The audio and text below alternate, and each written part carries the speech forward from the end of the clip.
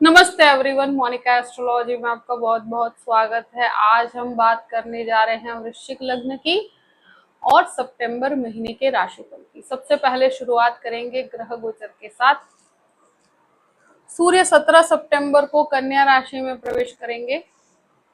मंगल जो है वो 18 सितंबर को कर्क राशि में प्रवेश कर जाएंगे। बुध 7 तारीख से 25 तारीख तक कन्या राशि में और 26 तारीख से तुला राशि में रहेंगे। शुक्र 2 सितंबर को तुला राशि के अंदर प्रवेश कर रहे हैं। इस प्रकार से ग्रह गोचर है। सबसे पहले शुरुआत करेंगे आपके लग्न के साथ। वृश्चिक लग्न और लग्न का स्वामी बनता है मंगल। मंगल आपके शुरू के जो 17 दिन है, 17 डेज है, वो आपके अष्टम भाव में है। तो लग्न लॉर्ड का अष्टम भाव में जाना, तो शुरू के जो समय के अंदर आपको सबसे ज्यादा जो काम करना है वो आपके अग्रेशन पे करना है। आपको इनिशियल पार्ट पर थोड़ा सा वेटिंग में रखा जा सकता है। आपको थोड़ा सा वेट करना पड़ सकता है।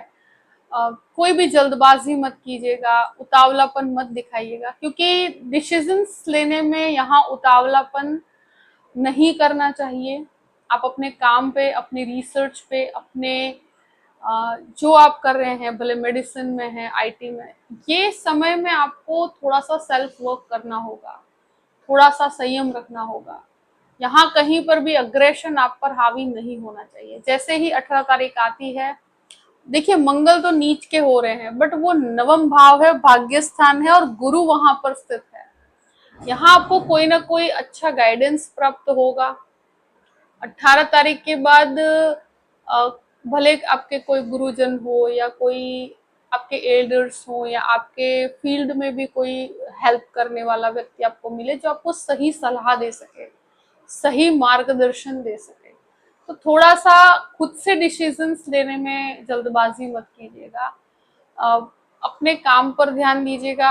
हो सके तो अपने रिसर्च को डेवलप करने की कोशिश कीजिएगा। द्वितीय भाव की बात करते हैं। द्वितीय जो है वो आपके भाग्य स्थान में है। तो फैमिली से, पिता से लाभ की प्राप्ति होगी। यहाँ पर सेकंड लॉर्ड बनकर भाग्य स्थान में बैठे हैं, तो कहीं ना कहीं भाग्य का सपोर्ट मिलेगा। यहाँ पर आप कोई भी इन्वेस्टमेंट भी करना चाहते हैं तो वो कर सकते हैं। एक चीज जरूर कहूंगी, फैमिली के विवादों में क्योंकि मंगल दृष्टि कर रहे हैं तो थोड़ा सा वाणी अग्रेसिव हो सकती है। तो फैमिली के विवादों को रिजॉल्व करने में थोड़ा सा मेच्योरिटी रखनी होगी। वो अपने आप समय के साथ 18 तारीख के बाद रिजॉल्व हो जाएंगे। आप जल्दबाजी मत कीजिएगा किसी भी परिस्थिति को रिजॉल्व करने की। जो चीजें समय लेती है वो लेंगी, मगर आप अपने तरफ से वाणी का गलत उपयोग मत कीजिएगा। तृतीय भाव की बात करते हैं। तृतीय शनि बनकर पंचम भाव में वक्र परिस्थिति में, गुरु का दृष्टि संबंध, मंगल का दृष्टि संबंध, कोई भी इनिशिएटिव लेना चाहते हैं ले सकते हैं। मंगल 18 तारीख से जैसे ही यहाँ पर दृष्टि करते हैं, आपके साहस में वृद्धि होगी। ये सप्तम दृष्टि है, तो साहस में वृद्धि होने की पूरी संभावनाएं बनती है। यहाँ आप जो भी काम करेंगे उसमें क्लैरिटी आएगी। ट्रैवलिंग से लाभ है, स्थान परिवर्तन से लाभ है।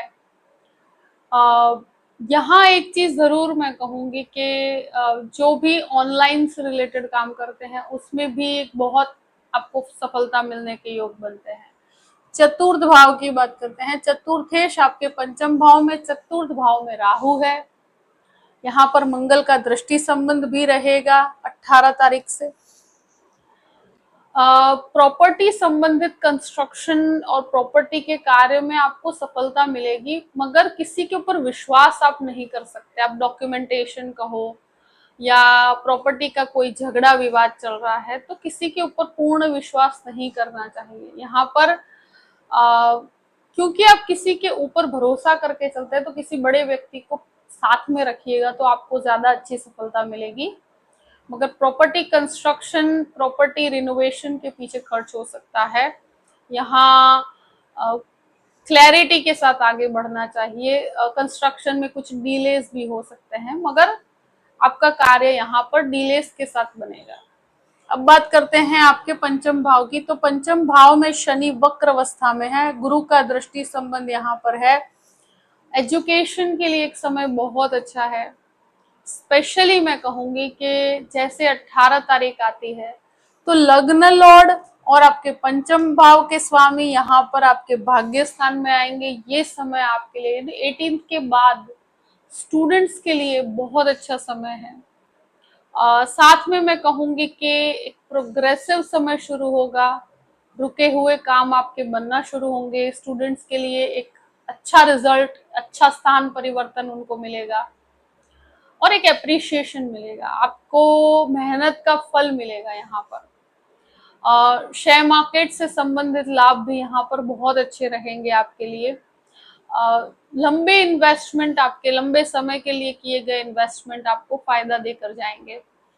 यहाँ बच्चों के एजुकेशन में भी काफी फायदे की परिस्थिति है। अब बात करते हैं छठे घर की। छठे घर का स्वामी पहले आपके अष्टम में और फिर आपके नवम भाव में। हेल्थ इश्यूज अगर कोई भी है तो इनिशियल स्टेज पर आप थोड़ा सा भटकाव की परिस्थिति महसूस करेंगे, पर 18 तारीख के बाद बहुत अच्छा डेवलपमेंट दिखेगा आपको।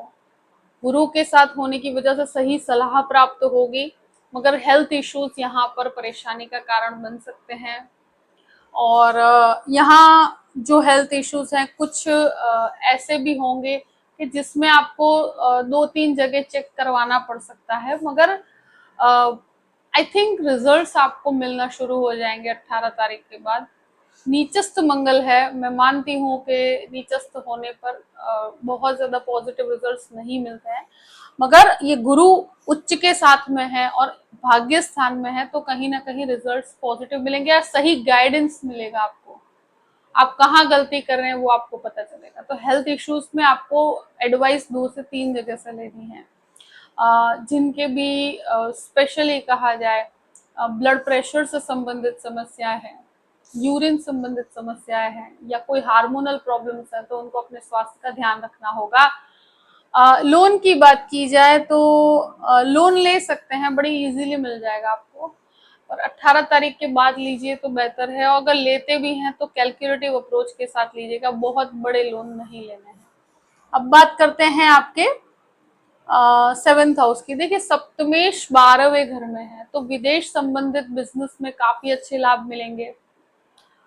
यहाँ पर जो आपका 7th हाउस का लॉर्ड बन के 12वें घर में, तो आपके काम से रिलेटेड कुछ खर्च हो सकता है, आपके रिलेशनशिप के पीछे कुछ खर्च हो सकता है।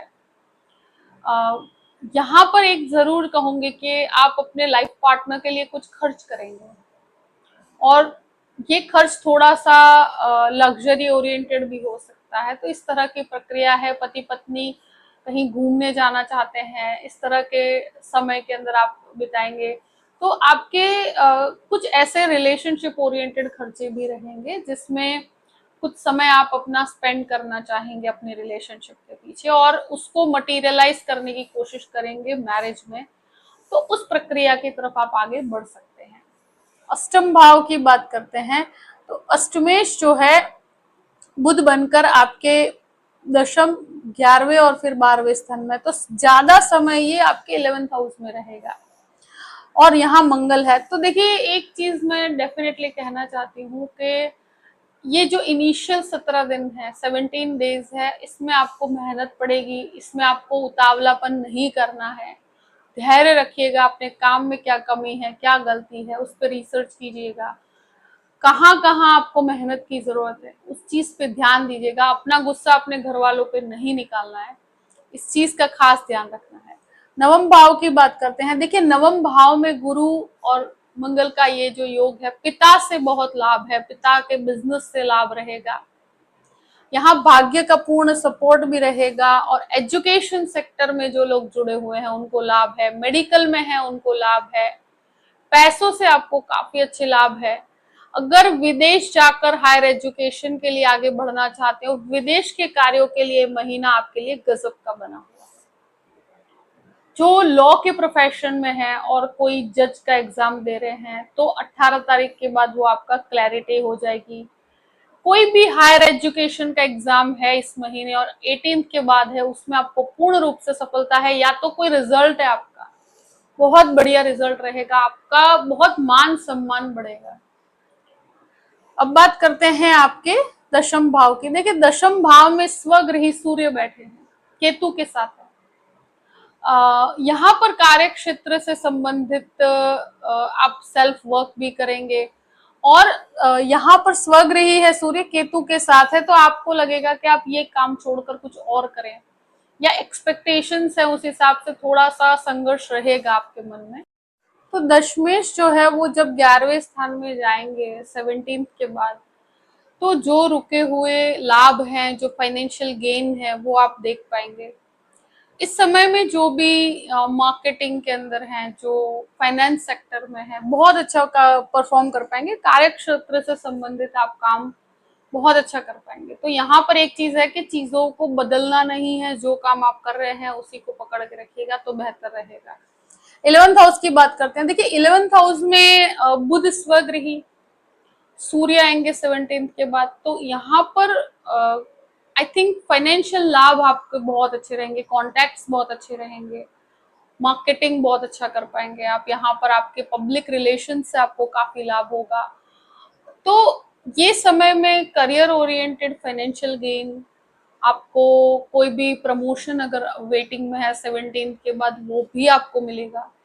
तो आप थोड़ा सा वेट कीजिएगा, इनिशियल पार्ट पर कोई मिस्टेक मत कीजिएगा सेल्फ वर्क में, और यहाँ धैर्य रखने से सफलता मिलेगी, जल्दबाजी से आपका नुकसान होगा।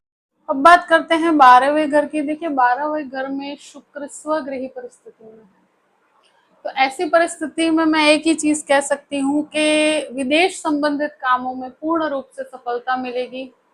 ये महीना कुछ ऐसे खर्चे होंगे जो लग्जरी ओरिएंटेड होंगे, कोई रिलेशनशिप के पीछे होंगे, रिलेशनशिप में एक अट्रैक्शन बना रहेगा बहुत ज्यादा, और ट्रैवलिंग, घूमने के पीछे खर्च हो सकता है, बट खर्चे अनियंत्रित रहेंगे, और वो आपके ऐसे खर्चे होंगे जो आपके खाने पीने के पीछे, घूमने के पीछे, कुछ लग्जरी ओरिएंटेड थॉट्स के पीछे, ट्रैवलिंग के पीछे हो सकते हैं, बट ये खर्चे डेफिनेटली रहेंगे।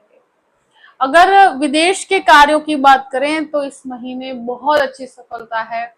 जो लोग बाहर जाकर पढ़ाई भी करना चाहते हैं, 17 के बाद पूर्ण रूप से उनके वीजा इश्यूज रिजॉल्व होंगे और उसमें पूर्ण रूप से सफलता मिलेगी। आई थिंक इस समय का अगर विदेश के कार्य हैं तो उसमें आपको बहुत अच्छी सफलता मिलेगी। और लीगल मैटर की बात की जाए तो लीगल मैटर में भी आपको यहाँ पर बहुत अच्छी पोजीशन रहेगी आपकी, और लीगल मैटर में सफलता मिलने के पूरे योग बनते हैं। आपको एक न्याय मिलेगा, तो एक अच्छी परिस्थिति, और स्पेशली 18th के बाद आप बहुत अच्छा ग्रो कर पाएंगे। एक अपॉर्चुनिटी भी आपको यहाँ पर प्राप्त होती है। जो भी परिस्थिति है मैंने आपके सामने रख दी है। आई होप कि ये वीडियो आपको पसंद आया होगा। पसंद आया हो तो लाइक भी कीजिएगा और सब्सक्राइब भी कीजिएगा। Thank you so much. जय श्री कृष्ण।